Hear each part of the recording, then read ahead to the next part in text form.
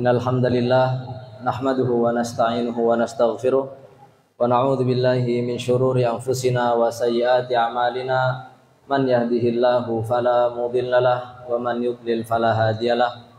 Asyhadu an la ilaha illallah wahdahu la syarikalah wa asyhadu anna Muhammadan abduhu wa rasuluhu la nabiyya wa la rasula ba'dah. Allahumma shalli wa sallim ala nabiyyina Muhammad sallallahu alaihi wasallam wa ala alihi wa sahbihi ajma'in, amma ba'du. Ma'asyiral muslimin wal muslimat rahimani wa rahimakumullah. Hadirin dan hadirat, Bapak Ibu jamaah salat Isya, tarawih dan pengajian Nuzulul Quran Masjid Rukis yang semoga kita semua senantiasa dimuliakan Allah Subhanahu wa taala.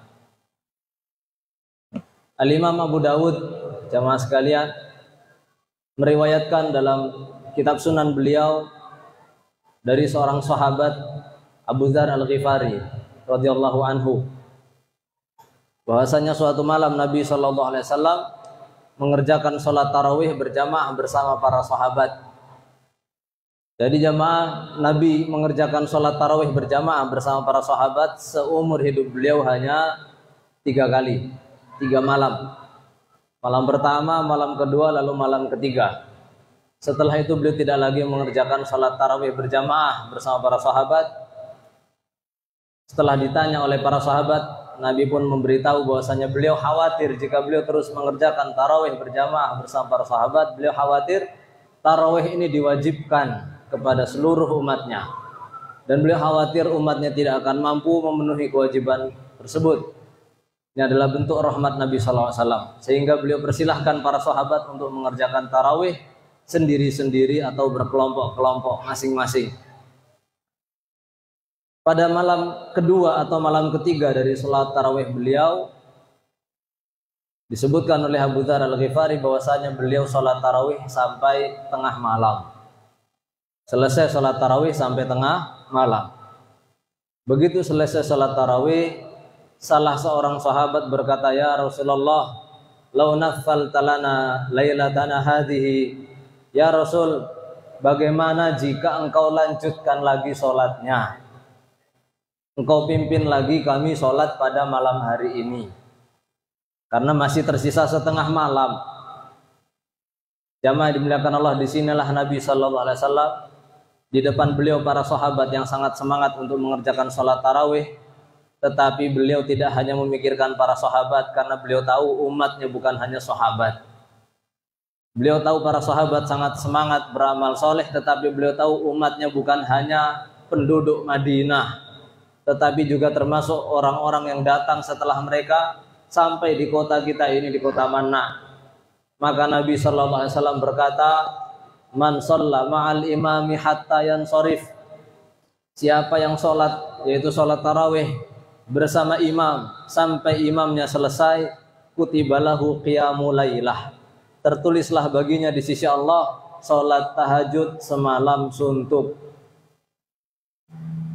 Jadi jamaah sekalian, salat tarawih yang kita kerjakan 30 menit atau 20 menit atau 20 menit itu tertulis di sisi Allah Subhanahu wa taala salat tahajud semalam suntuk, seakan-akan kita salat dari ba'da isya sampai azan subuh.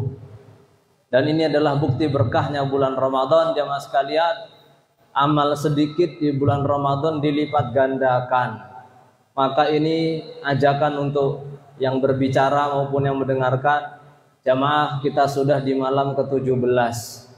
Artinya sebentar lagi Ramadan selesai. Memang masih ada 14 hari atau 13 hari kita akan berpuasa. Tetapi 15 hari dan 16 hari yang lalu cepat sekali. Maka 14 hari besok ini pasti juga akan cepat.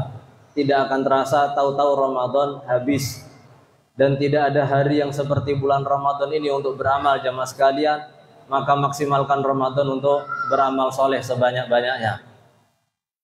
Maka jamaah dimuliakan Allah, kita berharap kepada Allah semoga kita semua termasuk di antara umat Nabi Muhammad yang baru saja mengerjakan sholat tarawih berjamaah, kemudian pulang membawa pahala sholat tahajud semalam suntuk. Allahumma amin. Jamaah dimuliakan Allah Subhanahu wa taala, nuzulul Quran. Nuzulul Quran. Para ulama berbeda pendapat tentang kapan pastinya nuzulul Quran, kapan pertama kali Al-Quran turun. Banyak di antara mereka mengatakan Al-Quran turun pertama kali pada malam ke-17 Ramadan, seperti yang sekarang kita sedang berada di dalamnya. Di antara ulama juga ada yang mengatakan Al-Quran pertama kali turun pada malam 21 Ramadan. Lalu Al-Quran berhenti turun. Berhenti turun sampai Nabi SAW sedih dan gundah. Akan tetapi akhirnya Allah kemudian turunkan wahyu untuk kedua kalinya, tepat pada tanggal, diperkirakan tanggal 1 Syawal. Jamaah dimuliakan Allah Subhanahu wa taala, Al-Quran turun untuk apa? Allah Subhanahu wa taala telah menegaskan di dalam Al-Quran, Kitabun anzalnahu ilaika mubarakun. Kitab ini kami turunkan kepadamu penuh berkah. Liyadabbaru ayati, untuk kalian pelajari ayat-ayatnya. Waliyatadzakkara ulul albab, dan supaya orang-orang yang berakal sehat itu mendapat peringatan. Jamaah dimuliakan Allah Subhanahu wa taala, seorang sahabat yang bernama Abu Hurairah radhiyallahu anhu pernah memberi nasihat. Apa nasihat beliau? Kata beliau, innal baita la yattasi'u ala ahlihi wa yaksuru khairuhu wa tahduruhul malaikah wa tajtanibuhu syaitan. Sesungguhnya rumah itu akan terasa lapang bagi penghuninya, akan banyak kebaikannya, akan didatangi oleh para malaikat dan dijauhi oleh syaitan. Idza yuqra'u fihil Qur'an, jika di dalamnya dibacakan Al-Qur'an. Maka jamaah dimuliakan Allah Subhanahu wa taala, supaya dapat berkah Al-Qur'an, Al-Qur'an itu dibaca bukan dipajang.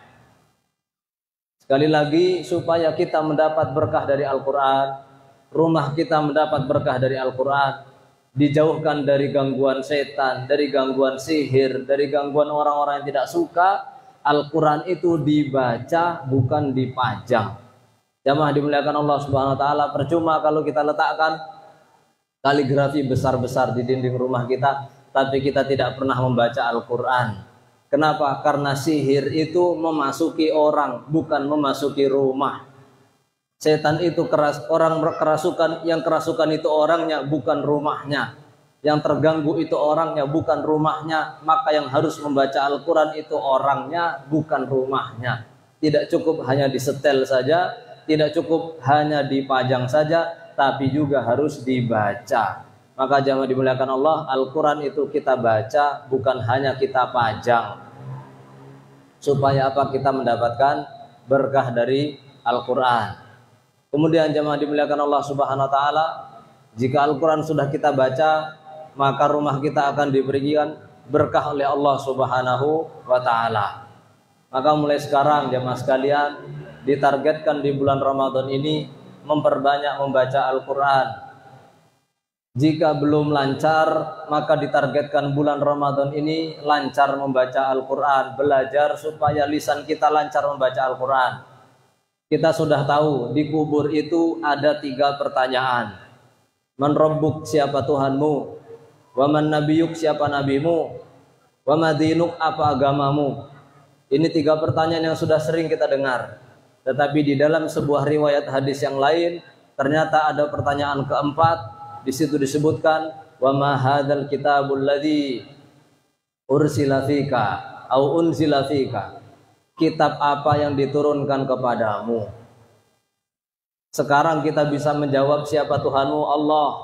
Siapa nabimu? Muhammad sallallahu alaihi wasallam. Apa agamamu? Islam. Apa kitab sucimu? Al-Quran.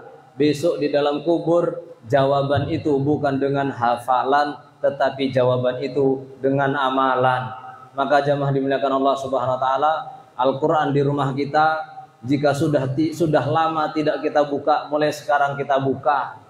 Kita baca, kita fahami artinya, supaya nanti ketika di dalam kubur Allah mudahkan lisan kita untuk menjawab pertanyaan malaikat Munkar dan Nakir. Apa kitab sucimu? Kita akan menjawab Al-Quran. Kemudian jamaah dimuliakan Allah Subhanahu wa taala, Al-Qur'an ini kata Nabi sallallahu alaihi wasallam akan datang sebagai syafaat di hari kiamat. Iqra'ul Qur'an fa innahu ya'ti yaumal qiyamati syafi'an li ashabihi. Bacalah Al-Qur'an karena sesungguhnya ia besok akan datang di hari kiamat pemberi syafaat bagi sahabatnya. Jamaah dimuliakan Allah, di hari kiamat semua orang butuh ditolong, tetapi minta tolongnya kepada siapa? Istri akan lari, suami akan lari, anak-anak akan lari menjauhi orang tuanya, bahkan teman, sahabat, saudara semuanya pergi masing-masing dengan urusannya. Ternyata di antara yang datang menjemput kita, memberi syafaat kita, memberikan pertolongan untuk kita adalah Al-Quran yang sekarang kita baca. Sekali lagi jemaah sekalian, yang memberikan pertolongan kepada kita salah satunya di hari kiamat nanti adalah Al-Quran yang kita baca. Maka mulai sekarang jangan hanya semangat membeli kaligrafi, kita pasang di dinding rumah kita, tapi semangat baca Al-Quran. Jika belum bisa baca Al-Quran, semangat belajar Al-Quran. Karena dua-duanya baik. Kata Nabi SAW, khairukum man ta'allamal Qur'ana wa 'allamahu. Yang terbaik seluruh umat manusia, yang terbaik itu dua. Siapa? Man ta'allamal Qur'an, yang belajar membaca Al-Qur'an. Yang kedua, wa 'allamahu, dan yang mengajarkan Al-Qur'an. Maka jemaah sekalian, kita punya kesempatan untuk bergabung dengan kelompok pertama yang belajar Al-Qur'an, atau bergabung dengan kelompok kedua yang mengajarkan Al-Qur'an. Tidak ada kata terlambat belajar Al-Qur'an. Terlambat belajar Al-Quran kalau kita sudah meninggal dunia, itu baru terlambat. Kemudian jamaah dimuliakan Allah Subhanahu wa taala, tentang Al-Quran sudah kita sampaikan. Sekarang perkara yang kedua yang juga penting untuk kita sampaikan adalah kita sudah berada di pertengahan kedua bulan Ramadan. Bulan Ramadan sebentar lagi akan selesai.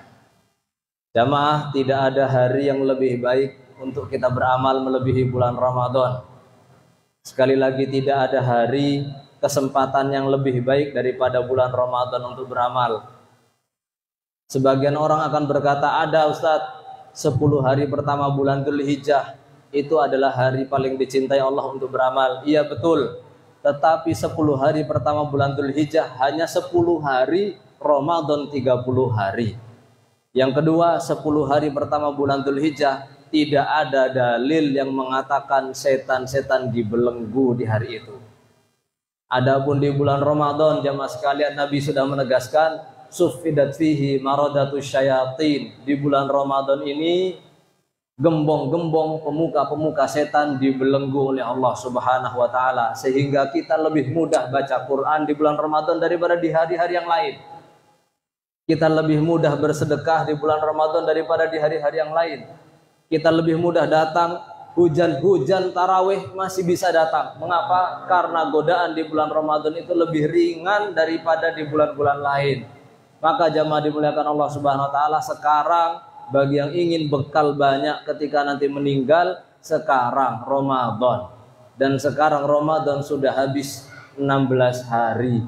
Kita sudah masuk ke tanggal 17. Tidak lama lagi Ramadan akan habis. Maka jemaah dimuliakan Allah, kita akan mengingatkan, kita sama-sama mengingatkan diri kita sendiri dan kita semuanya, jangan lalai. Dan khususnya di bagian terakhir Ramadan ini, maksimalkan. Mengapa dimaksimalkan? Di akhir bulan Ramadan ada satu malam yang Allah letakkan di 10 malam terakhir, pahalanya lebih besar daripada 1000 bulan. 1000 bulan itu 83 tahun. Dan kata Allah Subhanahu wa taala, Lailatul Qadri khairun min alfi syahr. Lailatul Qadar itu lebih baik, bukan sama, tapi lebih baik daripada 1000 bulan. Maka jika ada orang diberi umur oleh Allah Subhanahu wa taala 1000 bulan tanpa Lailatul Qadar, lalu orang kedua diberi umur 1 malam. 1 malam tapi bertepatan dengan Lailatul Qadar, maka orang yang hidupnya cuma 1 malam ini bisa mengalahkan ibadah orang yang diberi umur 1000 bulan oleh Allah Subhanahu wa taala. Maka jamaah dimuliakan Allah Subhanahu wa taala, Lailatul Qadar kita persiapkan diri kita untuk menyambutnya dengan maksimal, dengan sebaik-baiknya. Lailatul Qadar itu dimulai dari waktu maghrib sampai waktu subuh. Begitu masuk Lailatul Qadar maghrib, saat itu juga semua amal soleh kita dilipat gandakan 1000 bulan. Bukan 100 kali, bukan 1000 kali, 1000 bulan. Maka jamaah yang di malam Lailatul Qadar membaca 1 juz Al-Quran, seakan-akan dia membaca 1 juz Al-Quran setiap malam selama 83 tahun. Siapa yang bersedekah di Lailatul Qadar, seakan-akan dia bersedekah setiap malam selama 83 tahun. Siapa yang beriktikaf di Lailatul Qadar, seakan-akan dia beriktikaf setiap malam selama 83 tahun. Maka jamaah dimuliakan Allah Subhanahu wa taala, 10 malam terakhir nanti cukupkan, tidak usah lagi sibuk dengan televisi, tidak usah lagi sibuk dengan handphone. Perbanyaklah ibadah. Ibadah apa yang ditekankan di 10 malam terakhir jamaah sekalian? Kita sampaikan untuk semuanya.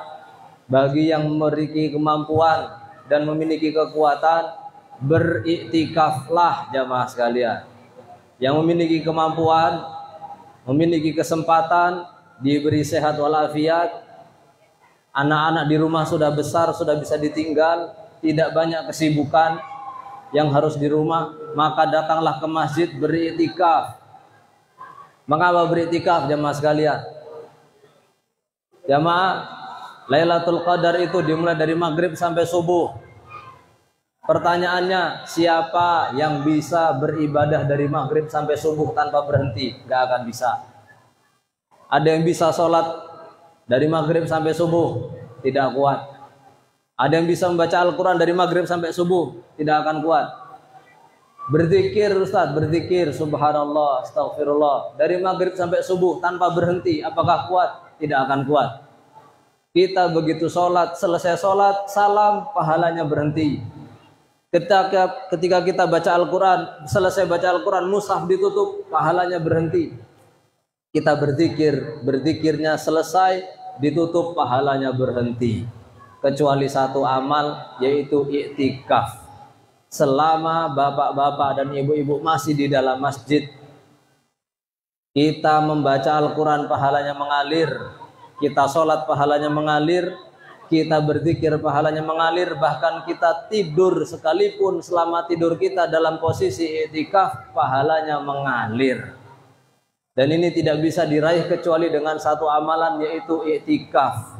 Maka jamaah dimuliakan Allah Subhanahu wa taala, bagi yang diberi kesempatan silahkan beriktikaf. Karena dengan begitu amalan kita panjang dari malam sampai subuh itu dilipat gandakan oleh Allah Subhanahu wa taala. Pertanyaannya, di mana kita bisa beriktikaf? Maka jumhur, mayoritas ulama mengatakan iktikaf bisa dilakukan di masjid manapun.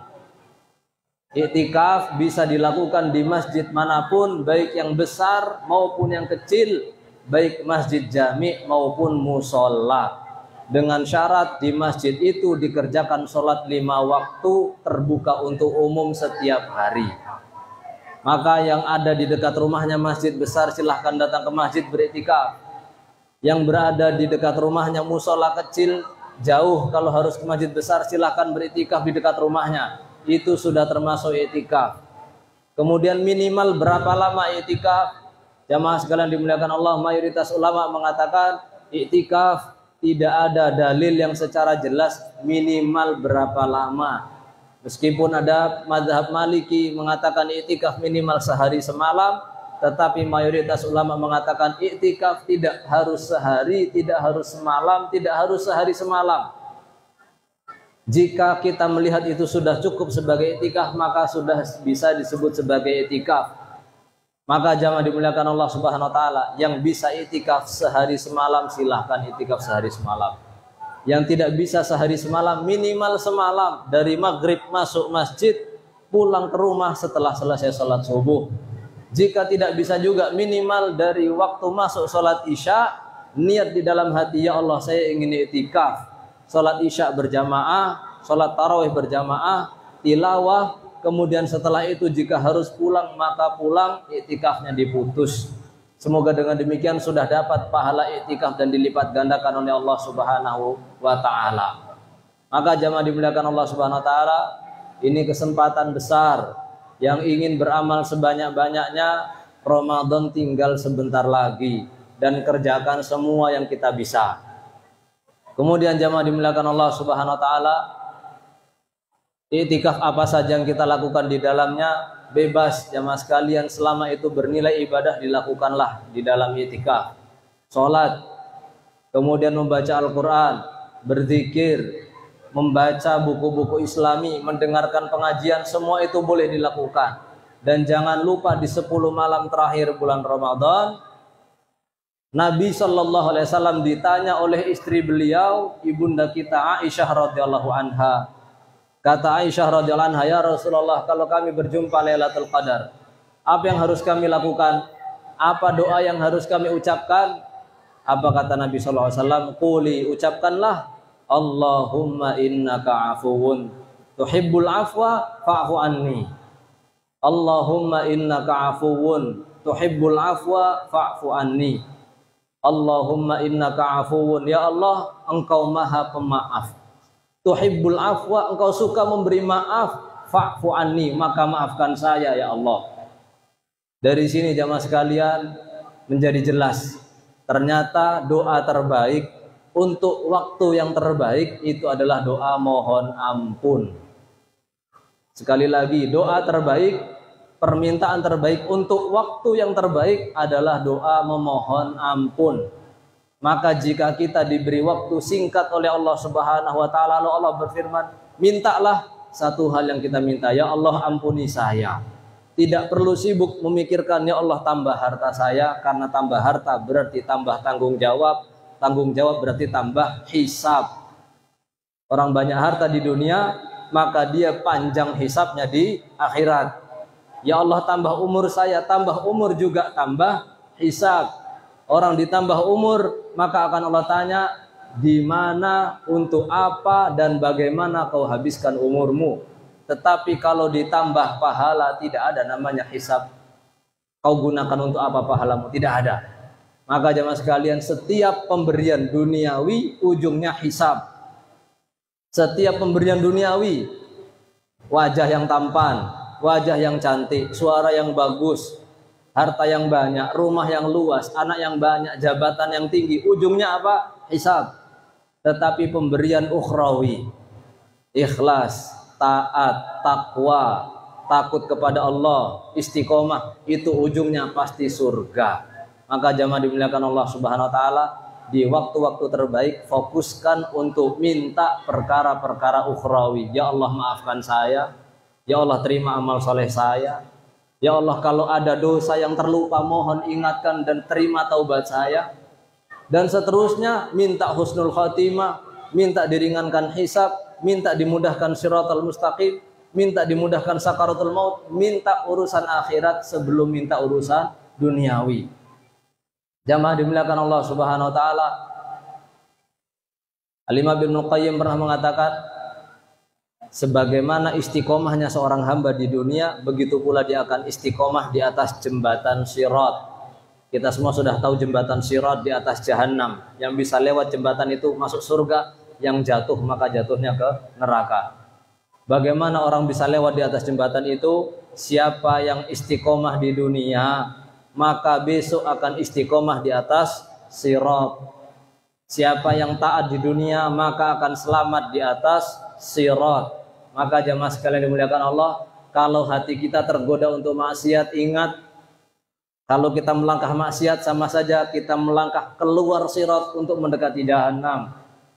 Jika kita menahan diri untuk terus taat, bersabar di atas ketaatan, maka ingat sesungguhnya kita sedang bertahan di atas jalur selamat, di atas Sirat. Maka jamaah dimuliakan Allah Subhanahu wa taala, perbanyak amal soleh di bulan Ramadan, terutama nanti 10 hari terakhir bulan Ramadan. Dan terakhir amal soleh yang juga sangat kita anjurkan, apa itu? Memperbanyak sedekah jamaah sekalian. Nabi Shallallahu Alaihi Wasallam ketika bulan Ramadan masuk, beliau berubah. Setiap kali masuk bulan Ramadan, Nabi berubah. Apanya yang berubah? Kata para sahabat, wa ajwadu ma yakunu fi Ramadan hina yalqahu Jibril. Nabi sallallahu alaihi wasallam menjadi lebih dermawan di bulan Ramadan ketika berjumpa dengan Jibril. Maka jamaah sekalian, kalau kita belum bisa berubah banyak di bulan Ramadan, minimal berubah satu sifat. Apa? Berubah tambah dermawan. Kita ke masjid setiap hari, usahakan setiap hari juga kita masukkan sedekah. Kita ke pasar setiap hari, usahakan juga kita ke pasar memasukkan sedekah. Kita beli barang, kita beli sayur, kita beli bahan makanan, ada kembalian 1.000, 2.000, 5.000, katakan, Pak, Bu, ambil saja, itu sedekah. Itu semua sudah termasuk sedekah. Mengapa harus setiap hari? Nabi SAW pernah mengatakan, setiap hari ada 2 malaikat turun. Setiap hari ada 2 malaikat turun. Yang pertama berkata, Allahumma a'ti munfiqan khalafa. Ya Allah, berikan ganti kepada orang yang berinfak hari ini. Bapak Ibu, kalau berinfak hari ini, maka termasuk dalam orang yang didoakan malaikat mendapatkan ganti dari Allah Subhanahu wa taala. Malaikat kedua mendoakan apa? Allahumma ati mumsikan talafa. Ya Allah, bagi orang yang pelit menahan hartanya, dia diminta sedekah, dia mampu tapi dia tidak mau, berikan ganti berupa kebinasaan. Maka jamaah sekalian, untuk mendapatkan doa malaikat tadi syaratnya cuma satu, sedekah setiap hari. Allah tidak mensyaratkan 1.000, 100.000, 1 juta. Allah syaratkan sedekah saja setiap hari semampunya. Meskipun demikian, tentu sedekah itu hukumnya sunnah. Jika tidak bersedekah tidak dosa, tapi kita mengharapkan doa dari malaikat. Kemudian yang kedua jamaah sekalian, kata Nabi SAW, shadaqatas sir tutfi'u ghadabar rabb wa tadfa'u mitatassu. Sedekah sembunyi-sembunyi memadamkan amarah Allah dan menjauhkan dari kematian su'ul khatimah. Kita semua ingin mati husnul khatimah. Salah satu amalan yang perlu dijaga sedekah. Apa sedekahnya? Sembunyi-sembunyi. Sudah ada kotak amal, masukkan di situ, tidak perlu dibungkus amplop ditulis nama fulan, nggak perlu. Sudah ada kotak amal, sudah ada pengemis, kita kasihkan, tidak perlu difoto, diupload ke status, tidak perlu. Tidak perlu kita ceritakan sedekah kita di mana-mana. Allah tahu, cukup. Allah mendengar, cukup, selesai. Dari situ kita mendapatkan keutamaan, dijauhkan dari murka Allah, dijauhkan dari mati su'ul khatimah. Kata Allah Subhanahu wa taala juga tentang sedekah jemaah sekalian, bahwasanya sedekah ini adalah cita-citanya orang yang sudah mati. Allah merintahkan kita untuk sedekah min qabli ayyati ahadakumul maut. Sedekahlah sebelum kalian didatangi kematian. Fayaqula rabbi laula akhartani ila ajalin qarib. Ya Allah, tunda ajal saya sebentar. Mau apa? Orang yang sudah mau mati minta ditunda kematiannya sebentar, mau apa? Fa as-saddaqa wa akum minas solihin. Saya ingin sedekah ya Allah. Orang yang sudah mau mati melihat amal solehnya, pahalanya. Ternyata di antara amal soleh yang paling mudah tapi pahalanya paling besar itu satu, sedekah. Sehingga kalau orang mau mati bisa menunda ajalnya sebentar, dia akan keluarkan hartanya, sedekahkan di jalan Allah. Sekarang kita masih hidup, umur masih ada, badan masih sehat, sedekah mulai sekarang jamaah sekalian. Dijauhkan dari mati husnul khatimah. Selesai? Belum. Kata Nabi SAW, kullu mri'in tahta dhilli sadaqatihi yaumal qiyamah hatta yuqda bainan nas. Setiap orang di bawah naungan sedekahnya masing-masing sampai selesai hisab. Masing-masing dengan naungan sedekahnya sendiri-sendiri, dipayungi sedekahnya sendiri-sendiri. Anak tidak bisa numpang pada sedekah bapaknya, bapak tidak bisa numpang pada sedekah anaknya, suami tidak bisa numpang ke istri, istri tidak bisa numpang ke suami. Semua sedekahnya masing-masing. Makin banyak sedekah, makin rimbun naungannya di hari kiamat. Memangnya untuk apa dinaungi di padang mahsyar? Jamaah kita semua sudah hafal, sejak kecil kita diceritakan. Manusia di padang mahsyar, matahari didekatkan, 1 jengkal di atas kepala tidak ada naungan. Ternyata yang mau naungan di padang mahsyar salah satu amalannya apa? Memperbanyak sedekah. Semakin banyak sedekah, semakin teduh. Kemudian jamaah sekalian, sedekah ini bukan hanya untuk kita, tapi bisa juga kita hadiahkan kepada orang yang kita cintai. Kalau ada bapak kita sudah meninggal, ibu kita sudah meninggal, suami sudah meninggal, atau istri sudah meninggal, atau anak sudah meninggal dan kita sayang, apa wujud sayang kita? Apa kita datang ke kuburannya, kita siram tanah kuburnya dengan parfum yang paling wangi? Itu tidak akan bermanfaat untuk dia sedikit pun. Apa kita bangun kuburannya dengan nisan dari emas? Tidak akan bermanfaat untuknya sedikit pun. Lantas apa yang bermanfaat untuk mayit di dalam kubur? Salah satu amalan yang bisa dihadiahkan untuk mayit adalah sedekah. Seorang sahabat namanya Sa'ad bin Ubadah datang kepada Nabi SAW. Beliau berkata, "Ya Rasulullah, inna ummi matat." Ya Rasul, ibuku sudah meninggal. Ibuku sudah meninggal ya Rasul. Afa atasaddaqu anha? Kalau saya bersedekah untuk dia bermanfaat atau tidak? Kata Nabi SAW, "Na'am, iya bermanfaat." Wa alaika bil ma. Kalau bisa kau sedekah, pilih salah satu sedekahnya, buatkan sumber air. Bisa aliran air, bisa sumur. Kenapa? Karena sedekah berupa air, berupa sumur, umurnya lama. Dan yang mengambil manfaatnya banyak, bukan hanya manusia. Sampai burung jika minum dari situ kita dapat pahalanya. Hewan-hewan kecil minum dari situ kita juga dapat pahalanya. Salah satu sedekah yang diperintahkan Nabi adalah sedekah sumber air. Maka jamaah dimuliakan Allah, yang sayang kepada seseorang yang sudah meninggal, kirimkan hadiah sedekah mulai sekarang. Karena di kuburan itu dia sendirian. Di kuburan itu sempit, di kuburan itu gelap. Cara meneranginya, cara melapangkannya, dan cara menemaninya, kirimkan hadiah berupa pahala amal soleh, salah satunya sedekah. Kemudian yang terakhir jamaah sekalian, supaya sedekah kita utuh diterima Allah Subhanahu wa taala, jaga adabnya. Adab pertama sedekah, kata Allah Subhanahu wa taala, "Wala tayammamul khabitha minhu tunfiqun walastum biakhidhihi illa an tughmidu fi." Jangan sengaja bersedekah kau pilih yang paling buruk, sementara engkau sendiri sudah tidak doyan untuk mengambilnya. Sedekah makanan jangan pilih makanan yang sisa. Sedekah uang jangan pilih uang sisa yang sudah sedikit, yang sudah jelek, dimasukkan ke kotak amal.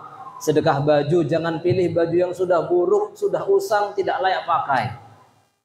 Pilih yang terbaik. Mengapa demikian? Pertama, ini adab kepada Allah, sopan santun kepada Allah. Dan yang kedua, penerima sedekah manfaatnya itu bukan dia, bukan fakir miskin, bukan anak yatim, bukan masjid, tapi kita.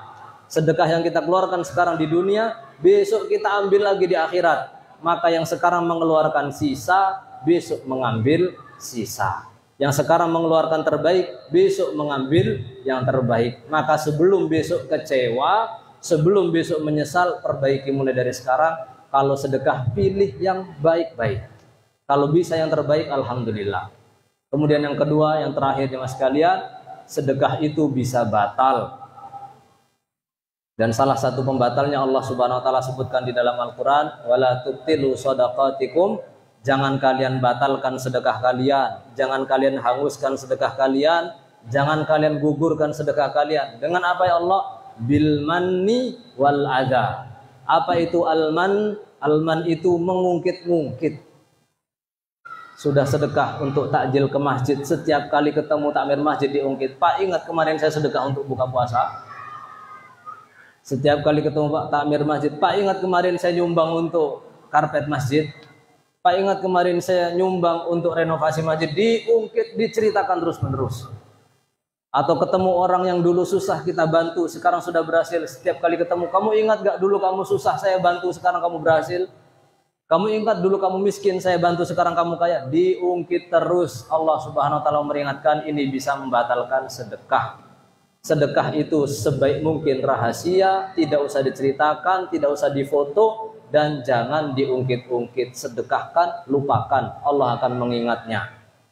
Dan yang kedua, yang bisa membatalkan sedekah, wal adza, ucapan atau perbuatan yang menyakitkan.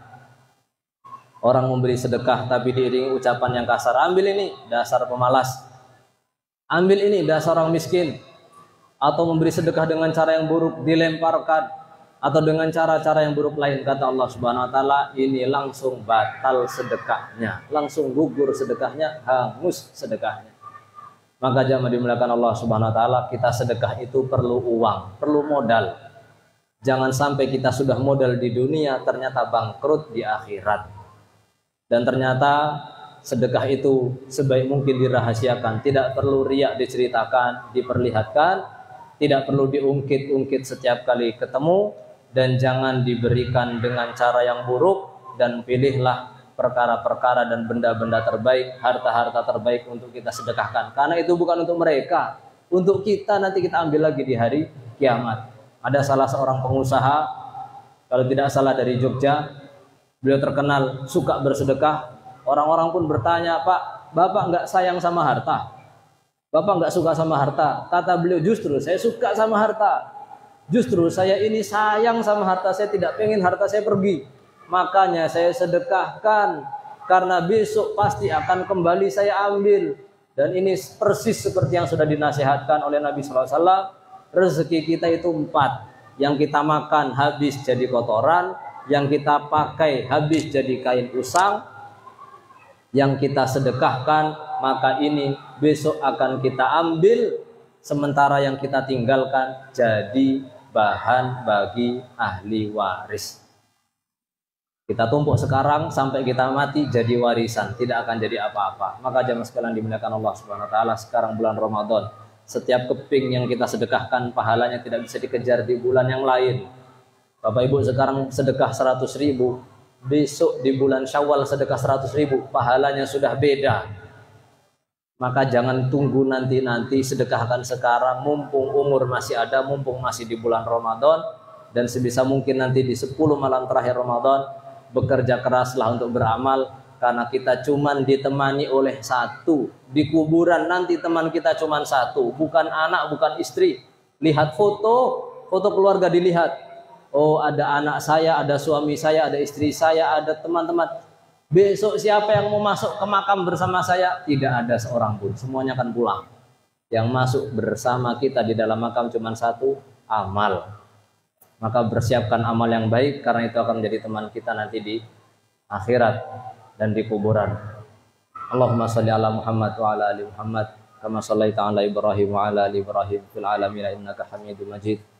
Allahumma antas salam wa minkas salam, tabarakta ya Allah ya dzal jalali wal ikram. Ya Rabbana lakal hamdu kama yanbaghi li jalali wajhikal karim wa 'azimi sultanik. Allahumma ighfir lil muslimina wal muslimat wal mu'minina wal mu'minat al ahya'i minhum wal amwat, innaka sami'un qaribun mujibud da'wat ya qadiyal hajat. Rabbana ighfir lana wa liwalidina warhamhum ya Allah kama rabbawna shighara. Rabbana ighfir lana wa liwalidina ya abaina wa ummahatina warhamhum ya Allah kama rabbawna shighara. Allahumma innaka afuwun karim tuhibbul afwa fa'fu anna.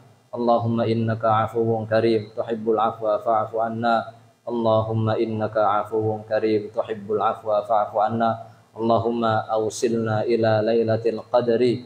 Allahumma awsilna ila lailatul qadri ma'a hidayatika wa taufiqika wa sihhah wal afiyah ya arhamar rahimin ya akramal akramin ya rabbal alamin ya dzal jalali wal ikram.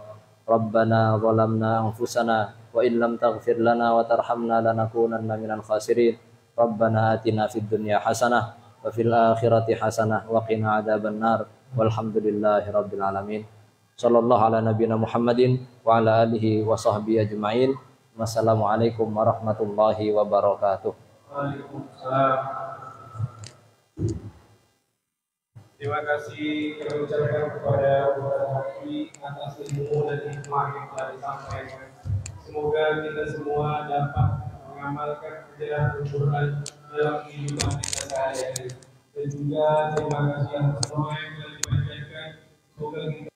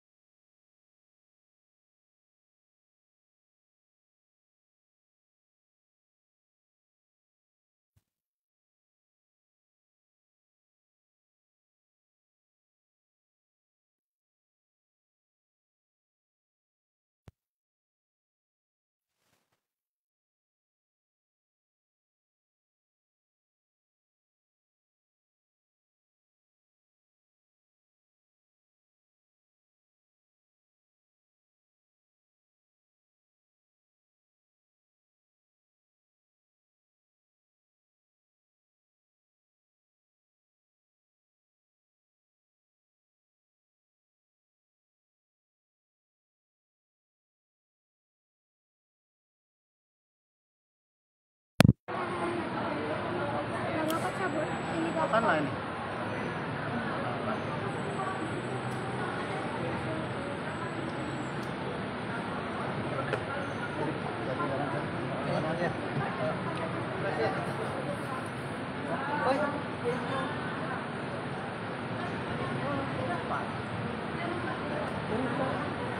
Semalam sini dia. Siapa? Izul. Petrol ID. Semalam sini. Angkat tadi lah keluar. Ya terus masih. Dia kena. Mana Hasan tadi? Cari Hasan, Kau jangan nak pisah. Cari. Aku ni yang tahu kata. Kataku ini punya obat kata tu dia punya.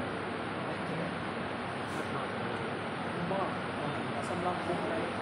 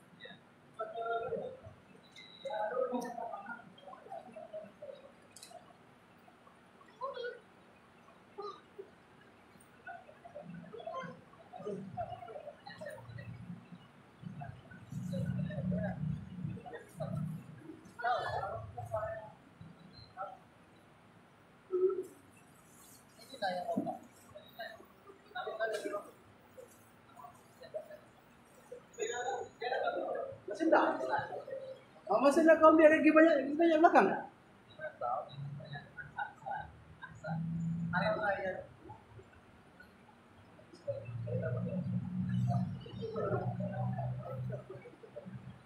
Ada rencana.